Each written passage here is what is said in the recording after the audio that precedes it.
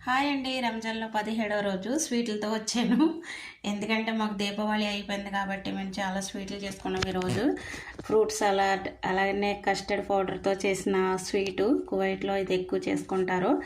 చాలా అంటే చాలా ఇష్టంగా తింటారు. ఇది మెయిన్ డిష్ అండి. ఎందుకంటే ఇక్కడ బొతాత్ మొక్సల్ అని ఒక రైస్ ఉంటుంది.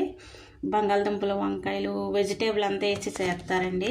నూనెలో వేపేసుకొని మనం దమ్ బిర్యానీకి ఎలాగేస్తామో అలాగా మక్సల్ బొతాతే అంటారు. కొంచెం టమాటా పేస్టు అన్నీ వేపుకొని సోస్లా తయారు చేసుకుని దాని తర్వాత ఈ వేపిన కూరగాయలు దాంట్లో వేసి దాని మీద అన్నం వేసేసి దమ్ పెట్టేసి కాసేపు ఇలాగా ఒక గిన్నెలోకి వంపాలండి.